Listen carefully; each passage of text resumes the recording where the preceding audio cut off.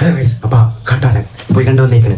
Paul George സംവിധാനത്തിൽ എത്തിച്ച കാട്ടാളൻ. ക്യൂബ്സ് എൻ്റർടൈൻമെൻ്റ് ആണ് ഇതിൻ്റെ പ്രൊഡ്യൂസേഴ്സ്. അപ്പോൾ ഈ സിനിമ എന്തുകൊണ്ട് ഇറക്കി? അതാണ് എൻ്റെ ആദ്യത്തെ ചോദ്യം. ഈ സിനിമ എന്തുകൊണ്ട് നിർഗുണമാക്കി? അതാണ് എൻ്റെ രണ്ടാമത്തെ ചോദ്യം. പിന്നെ ഈ സിനിമ മൂന്നാമത്തെ കാര്യം, എന്തുകൊണ്ടാണ് പെപ്പനെ വിളിച്ചത്? അതാണ് എൻ്റെ മൂന്നാമത്തെ ചോദ്യം. ഇതിന് മൊത്തമായിട്ടുള്ള ഉത്തരം കിട്ടിയാലേ ഞാൻ അടുത്ത മറുപടി പറയുള്ളൂ.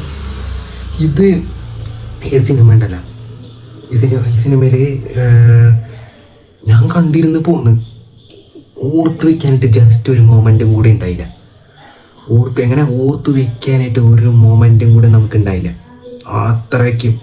അത്രയ്ക്ക് ശൂന്യമായിരുന്നു സിനിമ.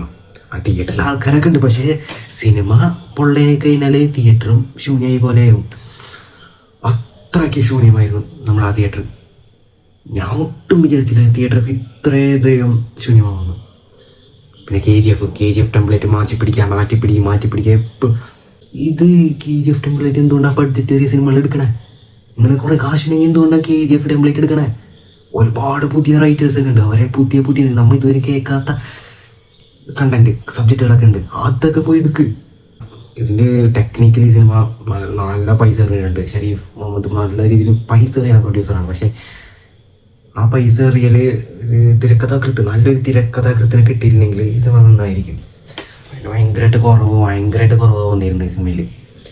പിന്നെ ഈ സിനിമയിൽ രവി ബസൂർ ഗംഗുവേത്ത BGM പഠിച്ചു വെച്ചേക്കണ്.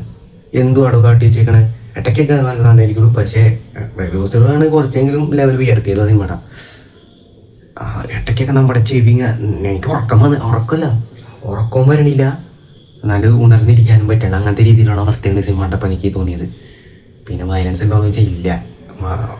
ഒരു ആർക്കൊക്കെ കണ്ടാൻ വെച്ചിരുന്ന വയലൻസ്. പിന്നെ അവസാനം വന്ന ഒരു ക്യാമിയോ ചോദിച്ചു കഴിഞ്ഞാൽ കുറച്ചെങ്കിലും നമുക്ക് കയ്യടിയാ നിന്ന് ആ ക്യാമിയോ. പിന്നെ വേറെ പീറ്റർ ജോർജ്, അത് രണ്ട് മാത്രമാണ് ഇവരെ നല്ലതെന്ന് പറയാനായിട്ട്. പിന്നീട് നിശ്ചലമായ തിയേറ്ററിൽ നിശ്ചലമായൊരു സിനിമയും കണ്ട് പോന്നേക്കുന്നത്. ഉള്ളിലൊന്നുമില്ല, പൊള്ള മാത്രമുള്ള സിനിമയിൽ. പൊള്ള ശൂന്യമുള്ള സിനിമയിൽ മൊത്തം. മനസ്സിലായി ഞാൻ ഇത്രയും അധികം നെഗറ്റീവ് പറഞ്ഞിട്ടില്ല സിനിമയ്ക്ക്. എത്ര മോശം സിനിമ ആയാലും മറ്റേ ആൾ പറഞ്ഞിട്ട് മലങ്കെട്ട് സിനിമ ആയാലും അതിൽ എന്തെങ്കിലും ഓർത്ത് വയ്ക്കാനായിട്ട് എന്തെങ്കിലും ഉണ്ടാവും. ഇതിൽ എന്താ ഓർത്ത് വയ്ക്കാനുള്ളത്? ഒന്നുമില്ല. ഇത്രയൊക്കെ പറയാനുള്ളൂ.